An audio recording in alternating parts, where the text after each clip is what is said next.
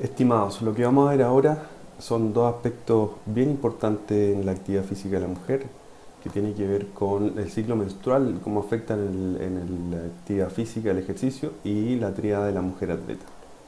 En relación al ciclo menstrual, hay varias etapas y varias cosas que pasan. Evidentemente hay dos puntuales. La primera es la etapa del folículo y la siguiente es la ovulación, ¿no es cierto? Que sería la fase lútea. Por eso se conoce como la fase folicular y la fase lútea.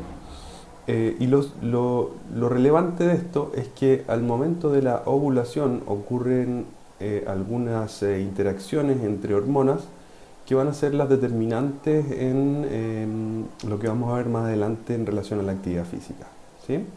Así que les pido que tengan esto en mente y se fijen que del día 0 al día 28 ocurren estas interacciones de aumento y disminución principalmente del estrógeno y la progesterona, lo que va a determinar el rendimiento físico.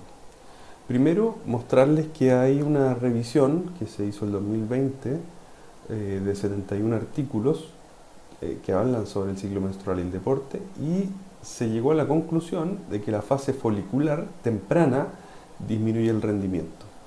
En este gráfico acá abajo vemos que están puestos los días del 1 al 28 y la fase folicular tiene dos etapas, la fase temprana y la fase tardía. Y fíjense que la fase folicular temprana justo coincide con que tenemos más bajo estrógeno y progesterona. Entonces, de todas maneras, lo que se recomienda es que exista un enfoque personalizado a la respuesta del ejercicio, porque no en todas las mujeres la respuesta es la misma. Vamos a ver una distribución de las fases que es un poco más detallada. Tiene que ver con cómo se da el rendimiento en cada una de estas fases. Primero, la fase número 1, descrita por Lizzie Kaya, el 2010, dice que son los primeros 4 días del ciclo y que hay perturbaciones psicológicas, cansancio y malestar general. Esto se asocia a lo que veíamos anteriormente, la baja del estrógeno, el aumento de la frecuencia cardíaca, la presión arterial también aumenta, hay una mayor pérdida de sangre, por lo tanto disminuye la hemoglobina, tenemos menos oxígeno circulante y que llega menos a los tejidos, por lo tanto tenemos además una recuperación más baja.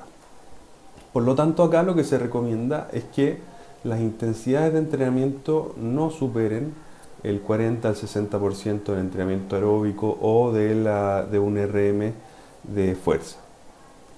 Luego tenemos la fase 2, que se llama postmenstrual, y son los 7 a 9 días posteriores. Aquí tenemos un aumento del estrógeno, por lo tanto hay más energía y es más fácil de entrenar, el estrógeno se asocia con esto. Por lo tanto, podemos aumentar aumentar el entrenamiento a una alta intensidad. Aquí vamos a entrenar la fuerza explosiva y vamos también a hacer ejercicio aeróbico intenso. La fase 3, que es la fase de ovulación, serían los siguientes días y dura entre 3 a 4 días. Incluye día 14, donde ocurre la ovulación. ¿Qué ocurre acá? Aumenta la progesterona, aumenta el volumen respiratorio por minuto y aumenta la temperatura corporal. Y este aumento de la temperatura corporal nos podría traer algún inconveniente en la producción de energía. Por lo tanto, lo que se recomienda es una intensidad media, ¿no es cierto? Lo que habíamos visto antes, entre un 40 y un 60% del VO2 y del RM, y principalmente enfocarse en mantener el nivel de entrenamiento que se traía antes. Luego está la fase 4, que tiene entre 7 a 9 días de duración. Aquí aumenta el estrógeno nuevamente, hay un estado psicológico óptimo, por lo tanto se recomienda generar entrenamientos donde se permite el aumento de la fuerza, la resistencia y la velocidad, y enfocarse también en el aumento del VO2 máximo. Aquí la intensidad tiene que ser alta, ¿cierto? Pero obviamente ir aumentando de manera progresiva el nivel de entrenamiento, aprovechando estos 7 a 9 días que tenemos para entrenar de manera un poco más intensa. Y luego tenemos la fase 5, que es la fase premenstrual, va a ser una duración de 3 a 5 días y diríamos que esta es la peor época o peor momento para entrenar. En la peor fase hay una mala asimilación de las cargas. ¿Por qué? Porque hay un aumento de las catecolaminas y el cortisol. Si ustedes se acuerdan del cortisol, este es una hormona del estrés, ¿sí? Por lo tanto hay más irritación, hay mayor ansiedad, hay mayor nerviosismo. Eso va a generar una disminución de la concentración, aumento de la percepción de fatiga también, ¿sí? E incluso un aumento de la frustración. Por lo tanto, acá lo que se recomienda es entrenar a intensidades bajas, porque incluso vamos a tener una disminución del VO2 y un aumento de la frecuencia cardíaca. Y está el conocido también como síndrome premenstrual. Sí, por lo tanto, estos 3 a 5 días no van a ser los mejores para aumentar las cargas ni para entrenar a una intensidad mayor. Hay mujeres incluso que sienten mucho dolor en esta etapa, por lo tanto podríamos llegar incluso a no tener entrenamiento estos 3 a 5 días. Pero de tenerlo, se recomiendan intensidades moderadas a bajas en esta etapa. ¿Qué es el síndrome premenstrual? Bueno, ¿cuáles son los signos y síntomas? Vamos a tener obviamente una variabilidad individual, ¿sí? Por eso hay que ir viendo caso a caso. Pero tenemos una distensión abdominal, se describe torpeza, estreñimiento, diarrea, deseos vehementes por alimentos, dolor de cabeza, lo que es más inhabilitante, menor tolerancia al ruido y luces, por lo que vimos, ¿no es cierto?, el aumento del cortisol, y todo esto confluye en una sensación de fatiga mayor. Finalmente, como resumen, tenemos que el entrenamiento lo vamos a dividir en estas 5 fases y vamos a tener distintas cargas, medias, altas y bajas durante cada una de estas fases, dependiendo principalmente de la liberación de estrógeno. Y para terminar, les voy a comentar brevemente en qué consiste la triada de la mujer atleta. Posiblemente algunos lo han escuchado.